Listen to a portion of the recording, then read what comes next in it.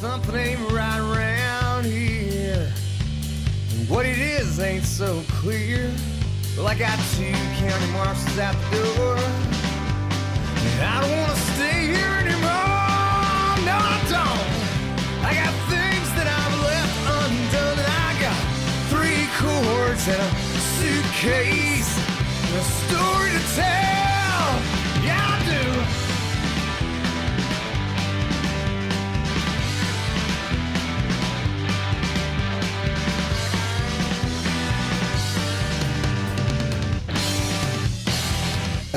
Ladies and gentlemen, the Lily Cowles, a.k.a. Helen Park. Helen Park. What's Lily up, Lily? Cowles is here. Hello. Lily Cowles Thank you is so here. much for having me. You know, Bruce, I have to tell you, I should have told you this before. You know, it's Cowles. Oh, Coles. Coles. God. father Well, always then spell it like Coles, okay? My father used to say, would you say Camilla Parker Bowles? Which I think was a fair No. question. Oh, yeah. Well, I don't live there. Silent W. It so rarely happens. Coles. Coles. Well, that's really Lily good Coles. to know. My God, after all these years, I Coles. should know that. But I Well, don't. we're going to make a note. Let's learn everybody's name before we bring them on live. Yeah. From here Yeah. forward. You did this, And- Lily. You did this. Right, Yeah. right. Before we pretend to be their friend for so long. Bruce, are you wearing the sweatshirt? Oh, yeah. Yeah. Favorite Yeah, I am. Sweatshirt. I Represent. haven't taken it off since I got it in the mail. Could we It's get cozy. like a visual of the back? Oh, yeah. Let's do the back. Turn around. Oh, beautiful. Can It's you a- can you read it? We Can you read it, or is it it's or is it's it backwards? It's a great look with boxers. It really is. I like it. Great look. In fact, I was just on the elevator in my building, and somebody goes, "Are you on the dev team? Oh my God, that's so cool! What do you do?" And then I told him. He said, "He about passed out." I live in your building. Yeah. I developed the motherfucking character. Yeah. Yeah. I love it. I wear it everywhere I can, outside, inside. It's Where so it looks like- soft. It's cozy, man. It's I really rarely good. wear It's very light. wear mine. I rarely use the chapstick they gave us as a gift. Chapstick. You love your chapstick. I'm wondering where mine is. It's in a I had. drawer. Yeah. I got 2 of them. I don't know how. Wow. Did you get 2? I can't No, remember I if I got got 2. but I'm trying to think about how is it that I lost mine when it came with a built-in holster? How did I I, know. lose it? Yeah. A With the chapstick holster. holster. It was I my know. first chapstick holster I've ever It's my received. first chapstick. Me too. First and last. Me too. I guess. And by the way, the holster's universal. Oh, does Well, other you- chapsticks fit in there and lipsticks? They do. They do, wow. Conveniently, yes. Conveniently. Now I'm really sad that I've lost it because I use chapstick all fucking time. I'm Me too. Yeah. I'm highly addicted to addicted it. to chapstick. Hey man, how you doing? Besides, are you hungry? I see. Yeah. What are we eating over there, you get, Lil? You get the peanut butter going. Classic peanut butter banana moment. Yeah. I'm squeezing in. I'm in Los Angeles, and anytime I'm in Los Angeles, I'm like, it's kind of like when you're doing the recordings for Call of Duty, and you're in warfare. You know, you have to stay in that pocket for the 4 Yeah. hours. That's how it is for me when I'm in Los Angeles, except that I'm not in active warfare, but As opposed to Connecticut, correct? Connecticut, where I sleep a lot, and I'm very peaceful. And then Yeah. I get to Los Angeles, and it's like boots on the ground. I land, and I'm just like, I try to pack it in. Yeah. How I long you lived here? for 5 years, so I have like a huge group of people that I love so much, and just, you know, the industry's here. So every time I come, I try to just like Yeah. really squeeze the juice out of that Yeah. fruit, which is hard because it's kind of a desert city. So Yeah. really have to squeeze that thing. I'm here for 10 days. And you're in Yeah, Connecticut full time now. What happened to New Mexico? You were living there. That's right. I was in New Mexico. Thank you for remembering. I still have my New Mexico license plate. You do. Much to the chagrin of the local Connecticut authorities. They I'm really sure want. that I'm sure they see that right away. Yeah. They're like, ma'am, I'm the only person. I get stopped because I'm like, I live in a small town. So people are like, where's that from? They don't sound like that because they're in Connecticut. That's the vibe. Yeah. I was living in New Mexico when I was shooting Roswell. Yeah. So the show ended after 4 seasons. Now you bought a place there too. Do you still have that? I still have that place. Yeah, we Nice. have people living in it, and you know, it's renting it out. We rent it. Nice. Well, getting the mortgage paid for. That's great. It's great. It's a Yeah. beautiful spot, and I miss New Mexico a lot, except that now that I'm back in Connecticut, I'm really leaning into my frog era. And I'm like, wow, I'm much too amphibious to live in a desert climate. You can see I'm No, drinking I get that. Yeah, coffee yeah, water right now. yeah. I keep threatening to move somewhere like that, or even Vegas. Like somebody said, it's so cheap to live in Vegas, and you get tax breaks and all that stuff. And I went, I just don't know if I can live in Vegas. You would cut a great little silhouette though in Vegas. You could really get up to some things with that voice, and you just like you get a really nice beige suit, and you just sit smoking. Yeah. People walk by, and you go like, I could dye my hair too, really jet black. I could do like the Anthony Newley, whatever. Yeah. Oh my God, there's a name from generations ago. Sorry, young people. You could have your Anthony Newley moment. And by the way, I think the world would be ready for it. I think you could really develop like a TikTok persona, Bruce in Vegas. I've Yeah. got Maybe- a character name just popped. Pit Boss Bruce. Pit Boss Bruce. Might be a character. That's already a character in Call of Duty. That's right. We were My- we were dealers. My actual You- face is on Pitball. And You Pit look Boss like Bruce. you in it. Mine, you know what they did to me? That my face, I'm a dealer. They added hair. They added hair to my guy. How My dare wife's you. like, dude, she goes, look what they did to you. Look what they did to you. They added hair. Well, they added a sweater to me. A turtleneck. They always add hair to me. I have like not much hair, so they're always trying to be like, but like she has hair. What is it? You got the towhead hair. You're the thin hair, right? I have the towhead hair, exactly. Yeah. Yeah. Yeah, the towhead hair without the towhead color. Like the color has gone, and yet the toe remains. Is that natural? That's your natural color right there? I used to lighten it, and then no, I just decided to go full monochrome. Actually, I guess if I would lighten it, I would be more monochrome. We cover all the most important topics sure here, do. the subjects. Yeah. Yeah. Can I just start by saying I really messed up yesterday because we know you're in LA and we are in LA as well. And I tried to book a podcast studio, and I'm such an idiot. I clicked on the wrong date and booked it. So now I threw away some Number- cash. Thousands of dollars of our budget. So that's why there's not going to be any graphics on this So the particular whole point episode. was we were supposed to be in the same room together doing this in person and having a great time. But we're having a great time this way. Yeah. Yeah. I've gotten used to this at this point. Although it would be so good to I it know. sound weird, smell you guys. I'd love to give you guys a good sniff. That's not what I was thinking, but that's a good way to look at it. That's a great angle. Bruce, I feel like you might have a nice leather cigar. Oh yeah, smell. it's Even yeah, you shout. probably left over from Saturday night when I was with Damon smoking a cigar. Yeah. There you go. Yeah, both of you guys. It would be a nice. That would be a nice little. Scent. It was a photo shoot. Yeah, it was a photo shoot. It was a actually. Do you have photo any pictures? We do. We do. Um, We posted one on posted a couple on Codfathers. Instagram. But yeah, to try to get some pictures of us. Live right now. Did you go? Yeah, go to the Codfathers podcast on Instagram. Oh, I'm very excited. Do By we the have way, brilliant name. Love that.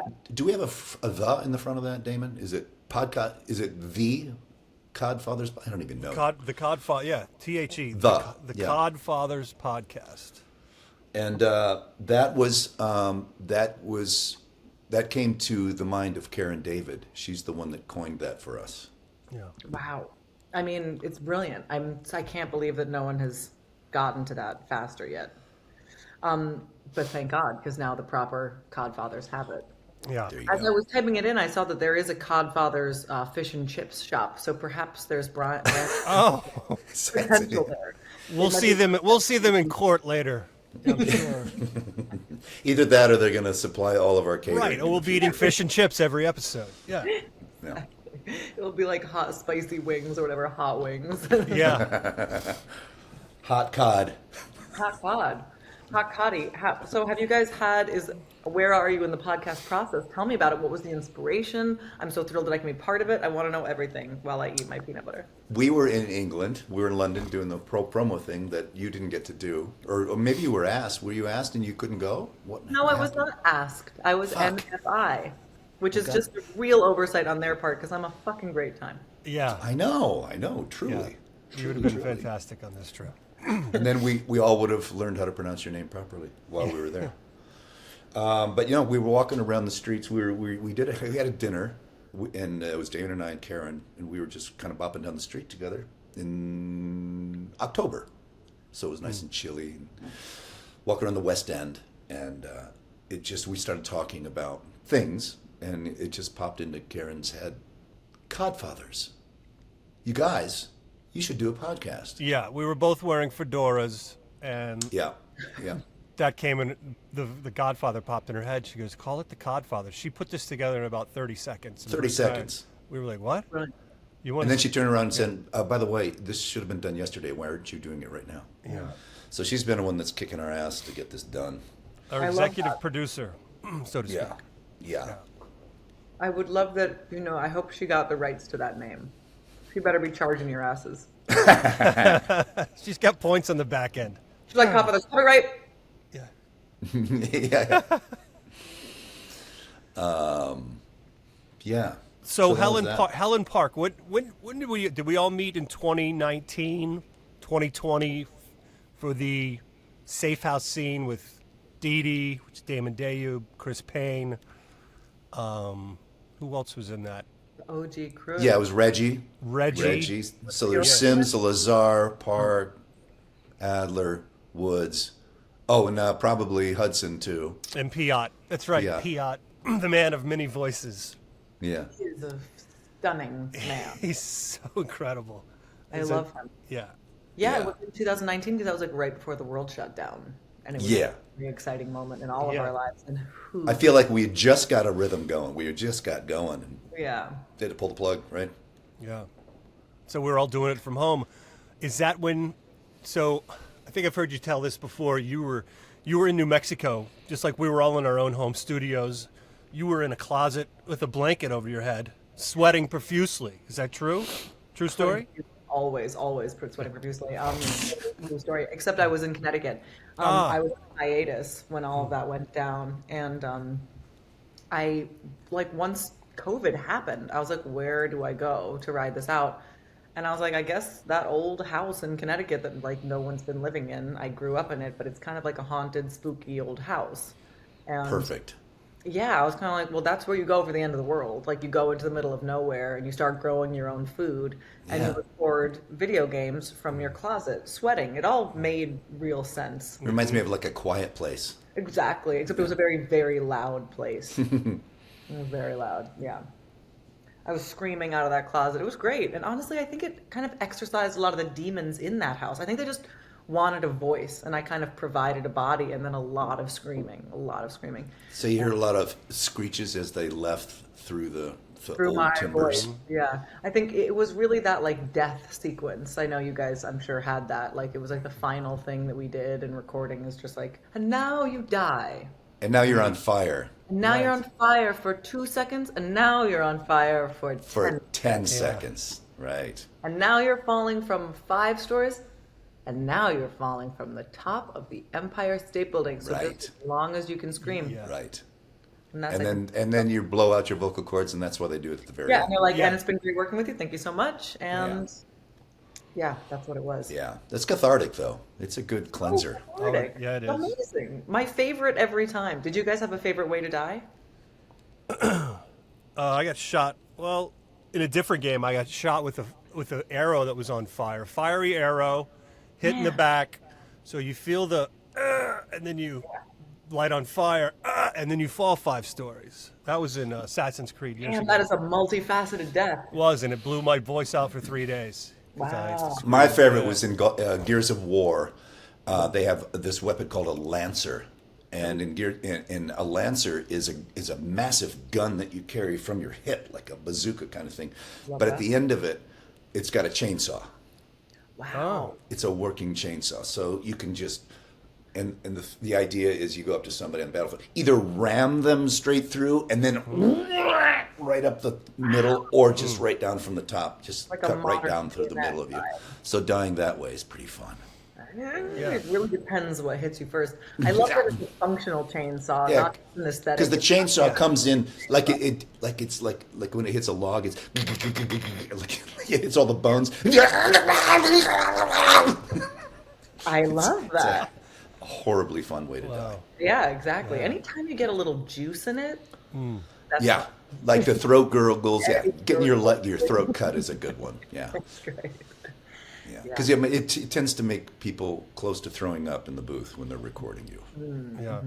if you're good. Yeah, the more visceral, the better, that's for sure. I mean, I've Yeah. been surprised actually how much, if you'd asked me as a child, actually, I think as like a 13, 14-year-old, I would have been so psyched to get into video games and the work that I do now. But I've been surprised that in my career, how much body horror has been a part of it. And I'm surprised how much I love to engage with it. Like it's been, I don't think I would have expected that of myself So growing that's up. not something that you were akin to when you were a teenager, say. Like horror wasn't really your thing, because it No, wasn't for me no. either. I couldn't watch horror films. They really, Yeah. really frightened me. Like I remember my dad had a lot of graphic novel, like he was a big graphic novel reader, and so there were a bunch of like comic books and things like that. And I like snuck in once, knowing that they were like adult material. They weren't like sexy, but they were scary as fuck. And I Yeah. remember like reading them and being so shaken that I couldn't sleep. And my mother was so angry, like, what do you do? We can't have these things in the house. But it really like it shook me. And yet I find myself coming back to like I love graphic novels now. And the scarier and the like the more somehow grotesque, there's something that I really love about it. And Do you think it's coming full circle in a way because it was so close to your dad, and there's just sort of subconsciously this connection there? I think so too. Maybe. Yeah, I think that makes a lot of sense. That there was like something it like shook me, and it's kind of like spice. There's something that's like you're like, ow, it hurts so good. Like, and then you keep kind of coming back for Yeah. that It rush. hurts, but I like the pain. Yeah. Yeah, yeah. Like going Yeah. to the it's dentists for me. I really like. Oh, Go in there, get in there deep, just go dig. I'm completely kidding because I'm terrified of the I dentist. can't hate Yeah. stand it the either. fucking Knock dentist. me out if you got to do I any kind of fucking work. hate it. Yeah. Bruce, Don't have touch you my seen my teeth. short film Toothless? It's all about a girl who's Oh like no, I a was going to ask you about that. That's cool though. I love the body whole horror idea of it. teeth because I have the same thing. Like there is Ugh. nothing more invasive than your I'm six, almost 6'3". I'm an athlete. I'm now playing a soldier, a badass soldier, and I'm a little screaming little 6-year-old girl when it comes to going to the dentist. Don't touch me. Get out of my mouth. Yeah. So what was that like? Where do we see that? Toothless. Toothless. Well, we had our premiere in a festival, so we haven't released it online yet, but we're kind of gearing up to have a full online release where you can just get it. It was behind a paywall during that festival, but I can probably send you a link to it. But it's body horror again. Like I was surprised when I like went to make the first, it was the first short film that I ever made, and it was really like I'm like tearing my teeth out of my mouth, and I'm like, So this is from your demented mind? from the demented mind of Lily Coles. Wow. Straight from the demented mind. I think Then that I have to there see is it. something really cathartic. I have this theory because I'm putting together my first feature right now, and it's also it's horror. It's like body horror. It's erotic body horror, so it's also sexy, but it's definitely grotesque body stuff. And I'm like, where is that coming from? I think that there Yeah. is some compulsion to exercise these shadow parts of ourselves. Yeah. Yeah. Cool. I don't I want to say, I want to talk. Yeah, I'm glad you brought your dad up because I remember, well, I remember this morning I was looking well, I looked up your dad actually, and there were all these pictures of him, and he's such a unique looking guy, especially later in life, and he's got a few of these pictures that are just goofball pictures. It looks like he's got this great goofy personality, and you've got a lot of that in you, and I see the connection there, and it's so cool. I definitely do have so much of my father in me. Yeah, we were very, very close, and I'm so grateful. He was an incredible human being to just learn from. We were really tight. He was a really engaged, playful, curious, like present father. So what a gift that was for me as like a little girl to just have that kind of quality of time and attention from him. That was just a gift. I'm so grateful. Because as a playwright, you're probably home, a good part of the time, like we are. Yeah, for sure. Yep. And he was an actor too, but he was a really incredible writer. And he always played bad guys. Actually, he is the one that was like, I think I saw the model of someone who in his day-to-day life was so gentle and generous and loving and cheerful. And then in his work, he went really dark. And it Wow. was such a I mean, I think like everyone, I think he had a lot of stuff that, he had his own traumas, his own like pain. And I think he used his work to exercise that. And that's probably where it comes from with me. It's like I'm a pretty goofy, sunny person if you catch me Absolutely. Yeah. day to day. But then I'm like, drive a scissor through her skull. Yeah. Why? I don't know, but do it. It's fun. Well, it's healthy to have a place to put that, so you think don't so. pass it to your kids or take it out on your wife and all that. I mean, Did you ever go through that phase too, Damon? Like I remember as a teenager, of course, I had issues with my dad. I didn't have that relationship with my dad. My dad was, had alcohol problems and violence. So in my teenage years, as I was discovering the adult part of me, I wanted to go dark as well. I just was like, if I become an actor, I want to do heavy, dark things. I don't want to be pretty boy and romantic comedies and that. I want to go Sean Penn dark, and I want to go, to be that guy. yeah. I had a great relationship with my dad. I mean, I was terrified of him because his voice was booming, his presence was booming. He was a type, not type A, type AAA personality, always juggling 8 things and life of the party. But yeah, I was definitely terrified of him. But I mean, he was a pilot, so I got to travel with him, and he showed me the world. And every city we'd land in, he'd know exactly where we were going to lunch, what we were going to go for dinner, and he knew where we were going. I never saw him with a map because he knew it like the back of his hand. But I was never into the horror thing. When I was a kid, I remember seeing. I got taken to the Friday the 13th and Friday the 13th Part 2 double feature. It was just one of the most scary things I ever saw in my life. And I remember vividly watching When a Stranger Calls. In my house, we used to have to punch in a code to get HBO, and I finally watched my mom or dad punch in it enough that I learned the code, so they were gone. I watched it by myself, and when she picks up the phone and it's like the people call back, the phone company, they're like, the call's coming from inside the house. I shit my pants. I was terrified. So horror was never my thing. I can enjoy it from time to time, but it's not my lane at all. Mm-hmm. When I was 8 years old, I lived in northern Michigan. My family lived in northern Michigan, in Marquette, Michigan, which is way up on Lake Superior, way in the tippy top, across from Canada. And there was a state prison there. Oh. And 8 years old, we lived out in the middle of the woods. There's a river, there's woods, there's nobody else. You can't see, it's just trees, it's dark. And I remember watching TV, and every once in a while, beep. This is a warning, this is an alert going off. There has been an escape from the Michigan State Prison. God. So-and-so wanted for murder is now free and loose and running in your area. Close your windows. Be on alert. No thanks. And I'm like, I'm my out. God. Don't accept candy from anyone. Yeah, which would have been a tough. I was addicted to sugar. I was so addicted to sugar. Me too. I mean, anything. Little that's Debbie's all day long, stuff in my face. Little Debbie's, Doritos, Huh? Okay. cookies. Yeah, it was terrible. Wow. It was terrible. Yeah. Little Debbie's, if you're listening, partnership. Yeah. yeah. You just mentioned it, right? Free ad. But no, yeah, getting to do horror movies, because I've done a few myself. Boy, they are strangely cathartic. I kind of get off doing them. It's just I guess as I've gotten older, I've learned to accept dark and light sides of myself in equal value, I think. I mean, it's a nice little yin yang, right? Because we all have that, both of us, both sides of us. We all have it for sure. And I think we're not like looking at it or trying to repress it or trying to like shove it down. It's like it doesn't just like stay in the closet quietly, it's like a muscular part of yourself. I work with a Jungian analyst.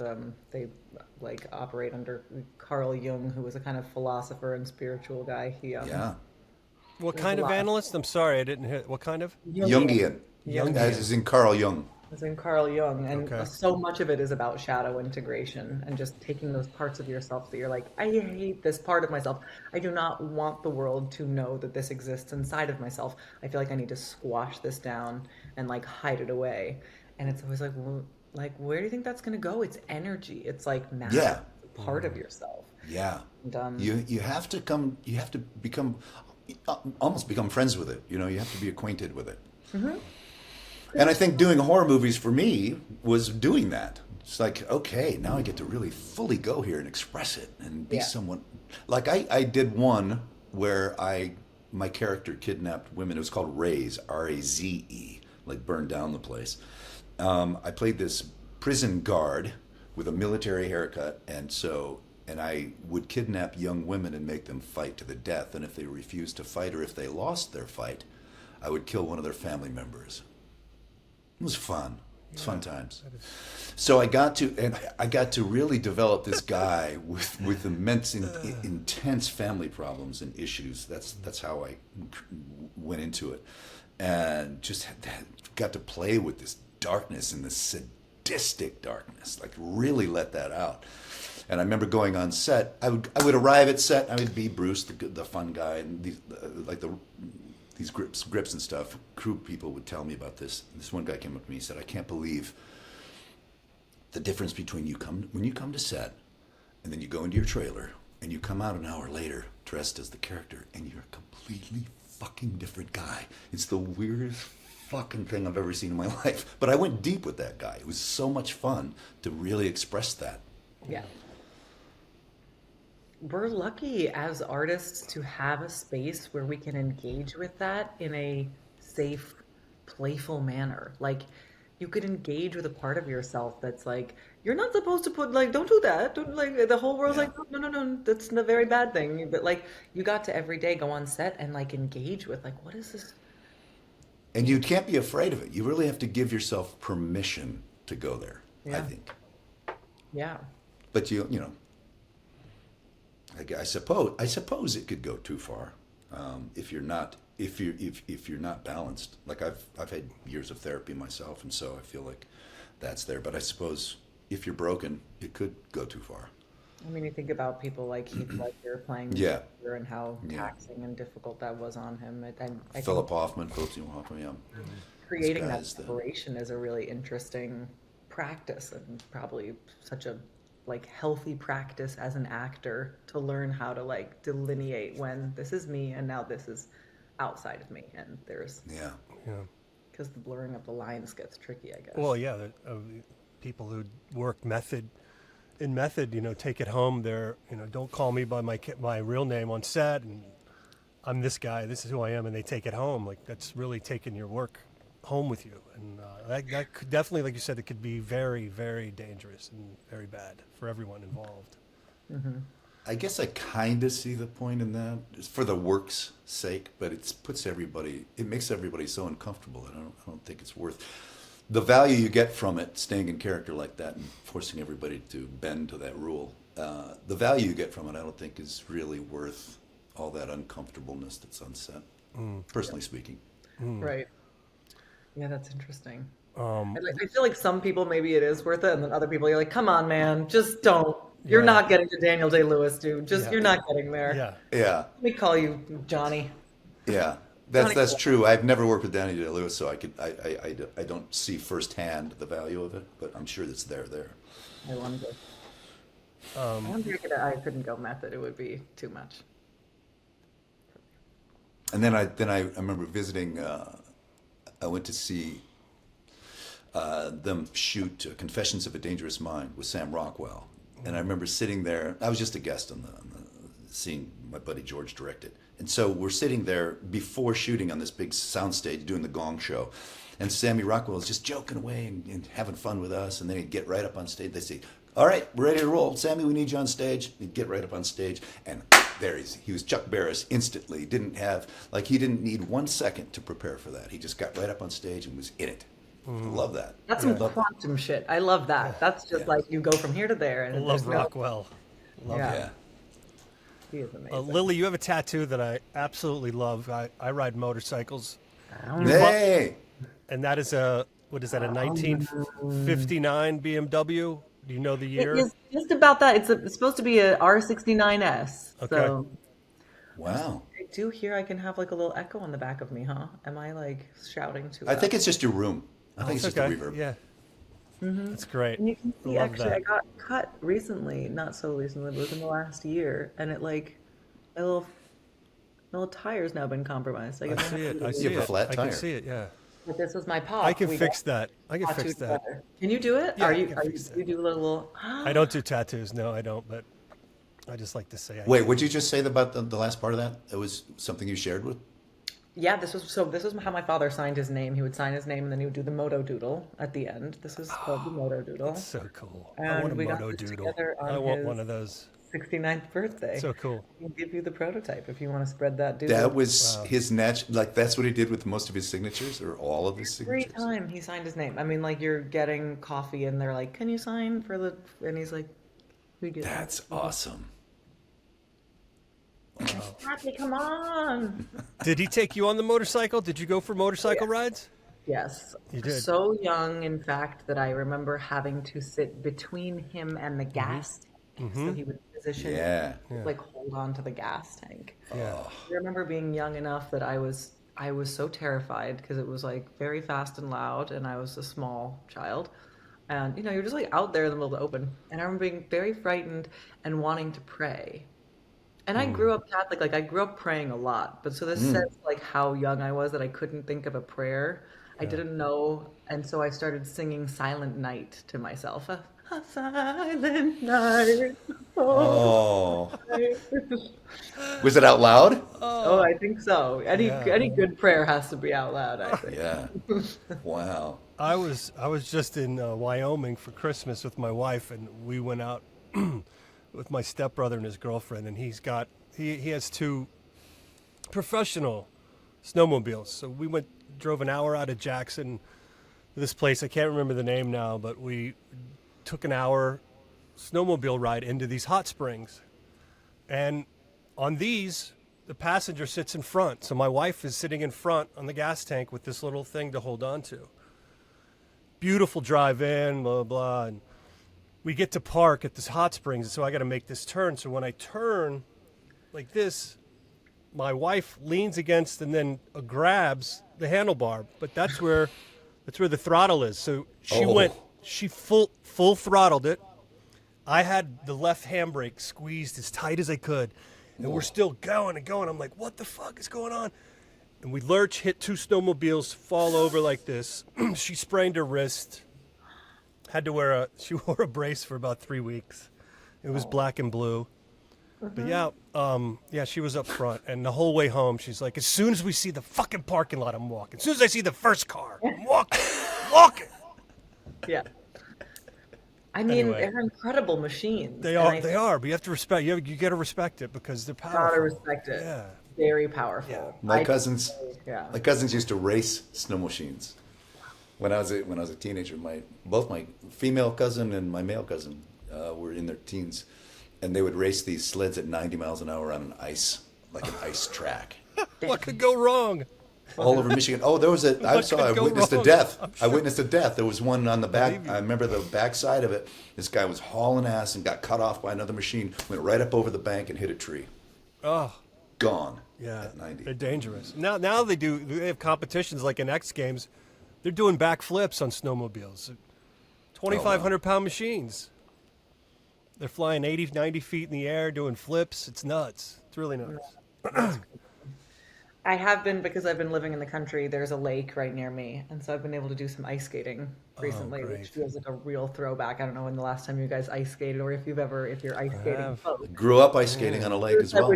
I would expect that you did, I was about to say. Yeah. Well, we used to shovel off the lake and make a hockey rink and play Yeah. hockey. Yeah. We were When I skated, I was so horrible. I didn't have any strength in I'm talking like under 10 years old. I didn't have any strength in my legs. So my skates would be bent straight out sideways, both ways. And I would skate on my ankles, pretty much. I'm not far from that. Yep. But I will say it was the last maybe 10 days ago on the East Coast, it was like ice freeze. Oh. Snowed a ton, and then it rained, and then it froze, which made skating conditions incredible because it nice. was so much snow, and then the rain melted all the snow, made it like ice, like glass, and then it froze. And I was out there skating, and it was so windy one day that I found that I could get on lake and I would just be sailed across. Blown across. I would just get Yeah. on. I was like, "Psh." Of course, like getting back up was I, impossible for I me. got to experience something like that when I was living in New York studying theater in the 90s. It snowed, it was 93 or 94, and we got like 16, 18 inches of snow. It was big. And 2 days later, it went up to like 50 degrees, melted most of the stuff, and then it froze again overnight. So all of Central Park had a 6 or 8 inch ice all over the park.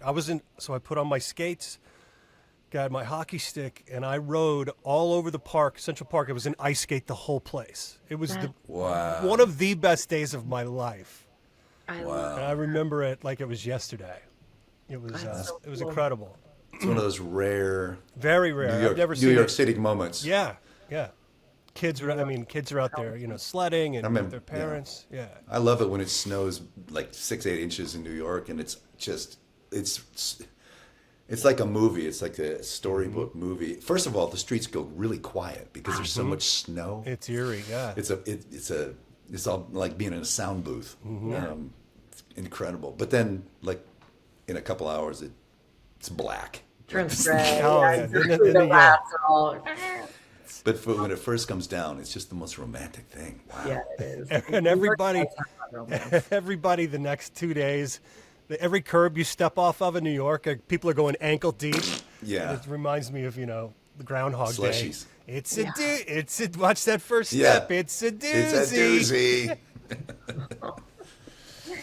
But Damon, I want to think about you in New York in the '90s studying Oh. theater. Right now, the film that we're producing is it's set in New York in 1997, and a lot of it's like club scene in '97. Were you going out? Were you Yeah. rowdy? was What a was your time? Bartender. I was a bartender. I moved. I'd lived down everywhere in Manhattan. Lived in the West Village on West 11th Street, right next to the White Horse Tavern for a while, and I lived on Thompson in between Bleecker and West 3rd, a block and a half south of Washington Square Park. I moved out to Williamsburg before it became hip. That's when we had a 1,500 square foot loft, and we were paying $1,500 for it. Woo. I was about to say all the places that you're talking about right now. It's like $5,000 for a one day. Yeah. Easy. Yeah. Yeah, I was bartending at night, so the bars didn't close till 4. We didn't leave the bar till 6 at least. And I remember driving back to Williamsburg on my motorcycle.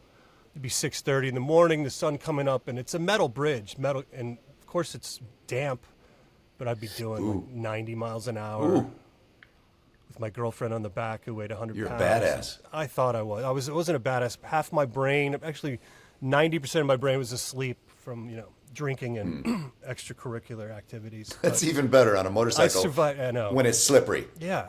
So dumb. Like, I don't drive like that now. I don't have anything to prove anymore. I just like to cruise. Like wine country, motorcycle riding, that's my speed. Well, I had the same New York experience, but 10 years earlier. I was in the club scene and working in restaurants and bars. And doing You worked theater. at the church, didn't you?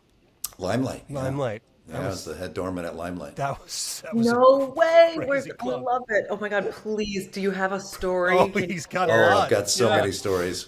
There's so many stories. Incredible. Prototypical. We are building our clubs based on all of those like Peter Gation clubs. Oh yeah. Oh my God! Oh my God! Let's talk. We Here's can. the guy. I can supply you a bunch of shit. Yeah, I was 24 years old, and it was I was not. I was just a couple years in from being in Michigan, being in North Carolina, being a rural kid. It was my first time in New York, and 2 years in, here I am running the door of one of the biggest nightclubs that ever existed outside of Studio 54. And so, yeah, oh my God. And then, is it weird serendipity would have it? So I had this bouncer from the Bronx, an Italian guy, Chaz Palminteri was my bouncer, and he ended up writing The Bronx Tale. And Peter Gation, who she's talking about, who owned Limelight, produced the film with Robert De Niro. And so Chaz would tell me, like every night, we would work the crowd and haul our cash out and kind of tease the crowd, like this is how you do it, as we're making them wait a half an hour, 40 people deep, out into the streets behind the velvet ropes. We're making them wait. not even open yet. Yeah. So we pull out cash. Like Chaz taught me this. He would pull out a wad of cash and go through the 20s just in front of him so that they could see it. And then he'd put it back in his pocket and continue talking to me. And you could see it out of the corner of their eye. Like everybody started pulling out their cash. And so then we'd say, okay, we're about to open up here. And then they would start throwing cash at us. So we would collect, hundreds and hundreds and hundreds. And then they would have to go inside and pay to go in after that. So that's how we kind of worked the crowd. He taught me that. That's a great move. It's a great move. And the other bouncer I had at that time, the same exact time, was Dolph Lundgren. That's insane. Tears in the Rain? Yeah, he was, and Rocky V. He was, Drago in Rocky. What, Rocky 3? Rocky 4? I don't know which Rocky. 3 or Rocky 4. 3. 3, I think. Yeah. He was the big Russian, beautiful, blonde kickboxing champion. He was in real life, he was from Austria. And he was not only a kickboxing champion, but he was a Rhodes Scholar as well. Just a bright freaking guy. Wow. And I was there the night that Stallone came in, and first of all, that was his name at the time. Dolph is 6'5" and like 240 or something, huge guy, all muscle. And Stallone is this little guy. And so he came up to the front door, and Dolph is standing there, and Stallone goes, "I got something for you." So the next night, I come to work, and I go, "Hey, Dolph, what's going on?" Or, "Hey, Hans, what's going on?" And he started doing this Russian dialect. And I said, "Well, what are you doing?" He goes, "I have to go to L.A. I'm going to test for something." And I never saw him again. Yeah. Damn, you were there when you saw that moment. That's free. But aside from that, I've got so many stories about, I used to take all the celebrities up into the VIP lounge and make sure they had drinks and they were taken care of. And so towards the end of the night, 4 o'clock in the morning, 3 o'clock in the morning, I would go party with all these people like Billy Idol and Culture Club, Boy George, Matt Dillon, and all these people were up there. Wow. It was a time, it was the 80s, and it was all of those people. Hell of a time to be alive. Yeah. It was. Wow. It was glitter and cocaine and shoulder pads and big hair. I love the 80s. I mean, I like a lot of different, I really resonate with the 70s too. Like, I feel like I could have really been a cool guy in the 70s is one regret of this timeline that I'm on. Mm-hmm. I guess maybe I could have died young in the late 70s as a man, and maybe I had a really great era and I went out there. It's possible that I had that experience. But I really feel like I could have pulled off some like high-waisted, tight bell bottoms and a great mustache and a really fucking nice little... I used to have a mustache. I bet you did. In 1982, I had the reason I had a mustache was because I had a similar look to Tom Selleck in Magnum P.I. Right. So I grew a mustache to round out the picture, and that's what I rocked. Yeah. Was that one of your first gigs as a stand-in on Magnum P.I.? Is that one of your first paying gigs? I wish. I would have killed it. Right, living in Hawaii. Oh, yeah, that would have been great. Life. What about you, Damon? You have a mustache ever? Oh, you kind of rock one right now. Well, I do have a mustache, but I have a full beard. Yeah, I'm a complete mountain man. You ever go solo stash? No, never. It's always a little too creepy for me. I had a Chalamet looks a little creepy with goatee. His, I think they're a little creepy. Some people can pull it off, but it's always a little too pedophile or something. I don't know. You got to have a certain kind of a choice. It's a choice. It's a choice I like, but Yeah, I can't do it. I can't. Yeah, I can't do just the stash. If I could grow a mustache, I would. I'll tell you that. Bell bottoms are cool though. Bell bottoms will have to do. Yeah. I have the most beautiful belt buckle. So some of my dearest friends out here, Jack, he's in his like mid 80s now, and Linda, his wife, she's like one of my best friends. When I first moved to LA, I moved right next door to her, and they were like the coolest, living like the coolest LA life. I can't even get into it. Wow. I feel like I shouldn't blow them up. Yeah. But man, they lived it up. And Jack Bailey gave me a belt buckle of his, which is about this big. Mm-hmm. Nice. It's like. Yeah. It says, "Huevos out." Huevos out. Oh, wow. It's like balls out, is Balls I think what out. it's supposed to be. Yes, Except it that is. as a female, I do have huevos, so I'm like truly huevos out, and I like rock this belt buckle, and it makes me move in a whole different way. It centers my entire energetic, Right. Yeah. Automatically you have like this porn music in your head, right? When you walk. strutting. Yep. Yeah. Yeah. That's great. Do you guys ever, Bow. I know this is a kind of a, but I'm just thinking about it because I'm creating this character right now who's got a different kind of rhythm and swag than I have walking around. When you're creating a character, particularly in like something like motion capture, do you guys ever go into physical stuff, or where does Oh the shit, yeah. physical come into it? Like at what point is I'm interested in your craft now? Oh shit, yeah. I said this, I think, when we were talking to Jack, maybe. Anyway, I like to. That's one of the first things I do. If once I read either the script or the sides or whatever, and I get this whatever the magic starts dusting you, you get these things percolating up.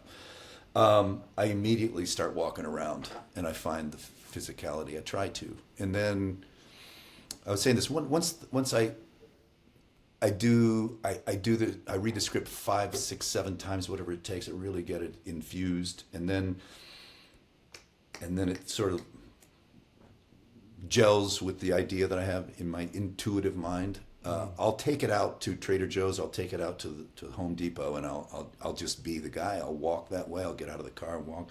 I'll talk, and I'll just try to kind of explore this guy with these people and see what their reaction is, and I just start to do that. I love that.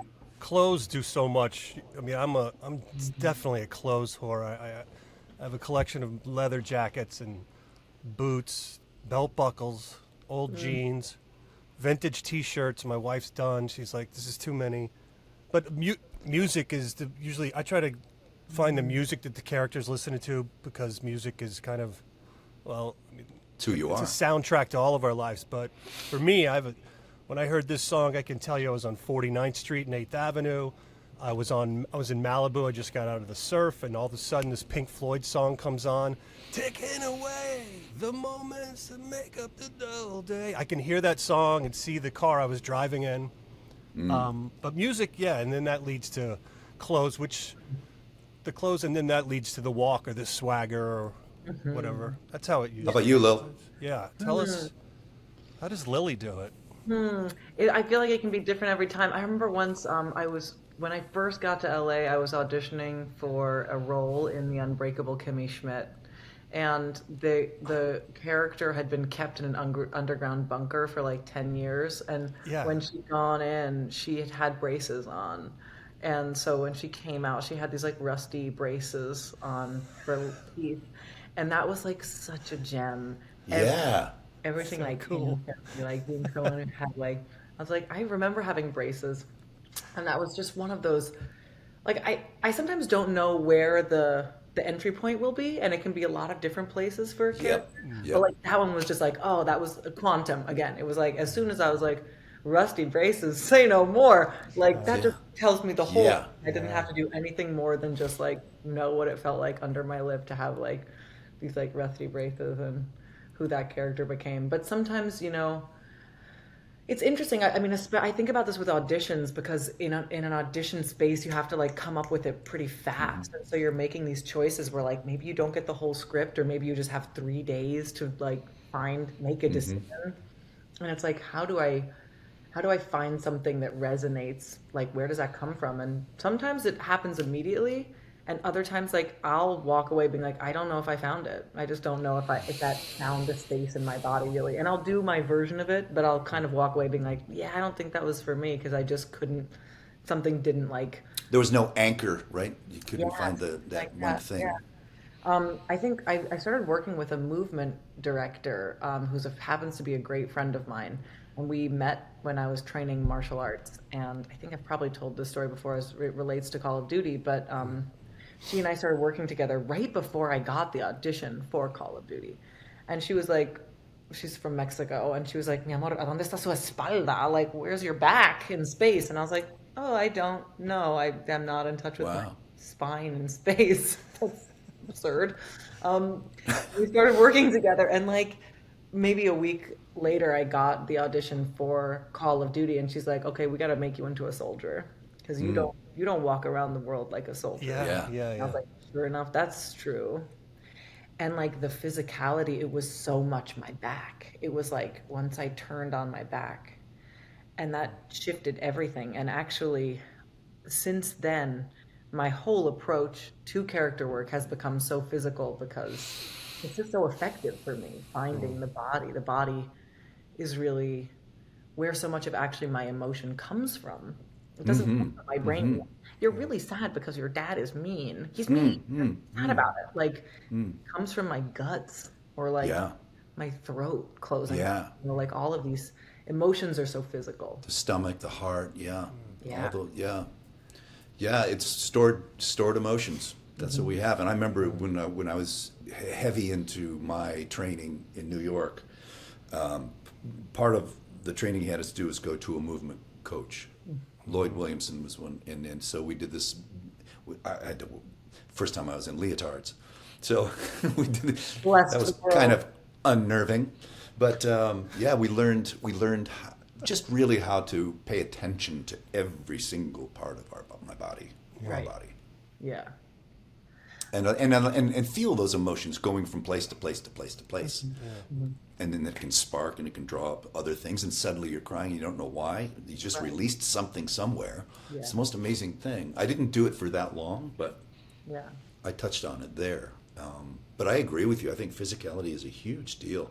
And getting into voiceover and doing video game characters, I think we all had a sketch of our characters, a physical sketch of our characters, right? What their appearance was going to be when you first got this. Did you? Or at least for the read through, maybe? Yeah. Yeah, because I got a picture of Adler, and that always helps. My point of bringing that up is that it's such a gift. Like you said, thank you very much. That's all I need. And especially doing cartoons, doing animated films and stuff. If you get some goofy picture of a guy with really buck teeth or something's going on physically, you can really lock onto that and have a ball with it. Let your imagination run. Yeah. Yeah. Such a treat being an artist like that. Back to your leotard story. I had to take movement class at American Academy of Dramatic Arts. It was one of the classes we took 3 or 4 days a week.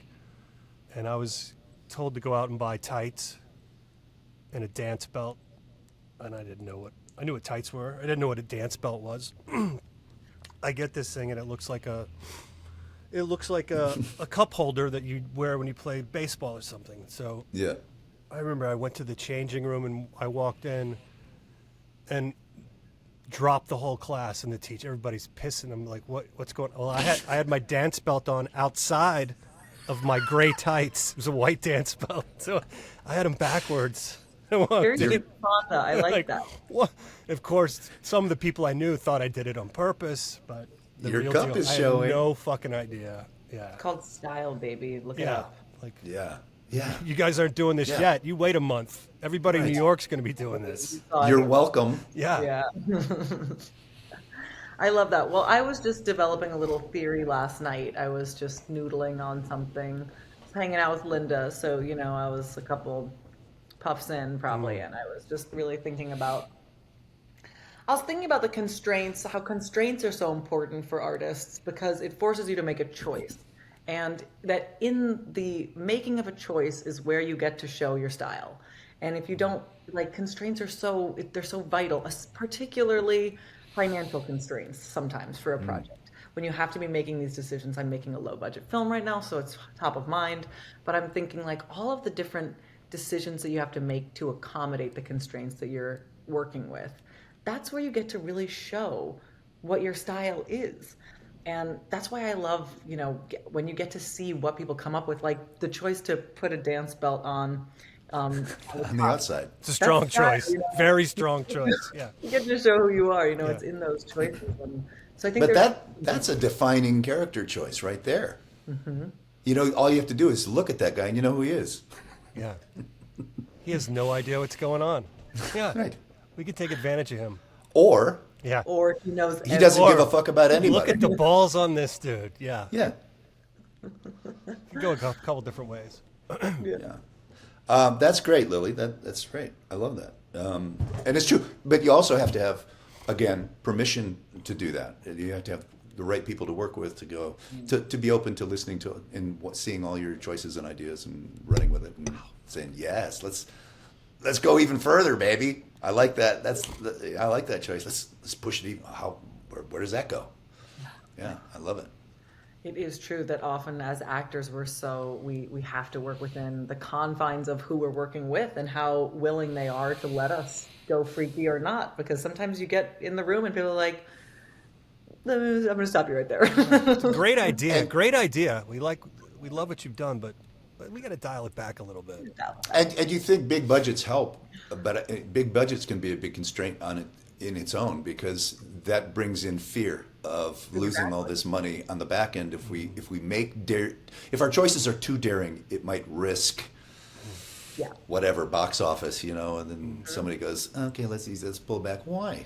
We're just going to stay a little safer on this one. And 100%. You've also, I'm sure you've both been in a situation where you're working on some juggernaut of a product, production, where there are a million people who all have opinions, and it's like, well, this producer would like to see you try it with more fake hair in this time, or we are thinking that maybe her outfit should be a little less, whatever it is. Like there's so many cooks in the kitchen. It's by committee, right? Gets kind of bloated. It can be tough to feel that freedom when you have all of those people who are on the line with that much finance. Yeah, and I think in the end, there's something to that. Unlike real life, I think movies, especially big movies, should almost be a dictatorship. I mean, you do have to work with people. It should be a safe place to play, but at the same time, there should be one person making decisions. Did you guys have any thoughts on the Oscars? Because we just had a big auteur sweep. You got Sean Baker, who definitely is he's manning the ship pretty tight. Yeah. I didn't watch it, to be honest. I dipped into it, in and out of it, and didn't really watch it. Right. I went to an Oscar. I watched all the movies, though. Yeah. I made shepherd's pie for the first time for this party I went to. At my friend Matt and Coco's. Yeah. Me too. So, I made shepherd's pie from scratch for the first time. That was delicious. I did watch the Oscars. Was it as good as what we had in Dublin? Almost, without being there, yeah. Because we did eat quite a few shepherd's pie and cottage pies over there with a ton of Guinness. That cottage pie was good. It's such one of my favorite comfort foods. Yeah. Yeah. What's the difference between cottage pie and shepherd's pie? Well, shepherd's pie, from the name shepherd, it needs to be lamb. Cottage pie is ground beef. I didn't know that. Yeah. I saw a didn't clip know. of Gordon Ramsay on one of his. He was on a podcast, and he said he was teaching these people how to cook shepherd's pie, and they were asking him the ingredients. He's like, it says shepherd in the fucking name, shepherd. There's no shepherd for cows. Of course, he rips into these people for being so dumb that you would put ground beef instead of lamb in it. Anyway. Well, see, I'm pretty stupid because I would use beef. I've been serving up cottage pie this whole time. In calling it shepherd's pie. How dare you? How dare you? I just want to say misleading the flock, that's for sure. Yeah. Awesome. That's great. We've been going 55 minutes. This is great. You got what else do we have? One last question. We can edit all this out. Go ahead. It said you started out being an assistant for Jonah Hill. How was that? Oh yeah, I worked with Jonah on a film called True Story, which was back in 2013 or 14. It was great. Jonah's an incredible actor. He's really funny. I agree. Of course, and we all know how talented he is as a comedian. But he's really got he's very finely attuned. He's just one of those human beings. He's got that crazy emotional intelligence. He just reads people so well. He's very energetically attuned. He's also someone who I think has an ability to say I want to do this, and then he fucking does it. You see him, I remember him talking about wanting to direct a film, and then he made mid-90s, and it's he's had a career where he's kind of been and now I'd like to think about all the incredible doing Moneyball with Brad Pitt and being on The Wolf of Wall Street. Yeah. God, he was great in Wolf of Wall Street. Him and doing the Quaaludes with DiCaprio. It was. Did you see the movie where it's basically, I don't know, it's a series, I guess, talking to his therapist. Yeah. No, Netflix. I haven't seen it. Oh, that's- How It's is really fascinating. You would love it, knowing him as well as you do. Man, it's really yeah. the transparency. He's so brave. The transparency is all there, and Yeah. and he goes. I mean, you get to see a lot of him. Yeah. Yeah, he's really good. open. He's a really open human being, and that's Yeah. amazing. I love that. I definitely was experiencing at that time like how difficult it was too to be Jonah Hill is to be like everyone of a certain age's like best friend. Like everyone's like, I know you. You remind me Yeah. of my Yeah. friend. You're like the homie that I smoke weed with. You're like, Right. I know you. There's this like The super bad guy. character. Yeah, he's like he has this familiarity and affability where and it's beautiful and it's like what makes him so effective, but I think just in a personal life like it would lead to people talking to him like they knew him on that level. And I think it was really that was something that I saw that I was like, man, that's tough, like being that famous and being that famous for being a very approachable, funny Yeah. affable guy. That was something that I think was a challenge in his life. That's an astute observation. Yeah. I mean, because he is. His eyes are so wide open to whoever he's talking to. Yeah. Oh, he's totally present, and and everyone wants that, and so it's hard. I think when you're at that level, unfortunately, you sort of have to start building protections around yourself, and that's a tough thing. Yeah. But it was a fun. James Franco was on that film. He was painting up a fucking storm. Every day and a half, a giant like oil painting would come out of his trailer. He was just in his trailer painting and painting. Wow. Interesting. I didn't know that. I didn't know he's painted. Who knew? He's a man of Did many- you, from Roswell, did you experience a little bit of fame? And was that the first time, or did you had a chance to feel that before? Roswell It's was interesting. definitely the first one. Yeah. It's really a bizarre kind of. It's a trippy thing. I had it for a brief minute here and there, and it's odd. It's odd. I just wanted your thoughts on it. I don't know. Yeah, I mean, I think on some level, I'm so delighted when I find out that my work resonates with people. Like, because Yeah. we're not doing things live, so we don't know. And if you're not in Right. theater or like in music performing in front of a live audience where you get that feedback back, it's kind of like screaming into the void, and you're like, I'm getting a paycheck, and I see that there are numbers that people are watching it. That's great. But there's something really incredible as a performer, as an entertainer, an artist, to have someone come up and be like, you felt so seen, or this affected me and this resonated, and like that's there's no higher compliment. So that's amazing and wonderful.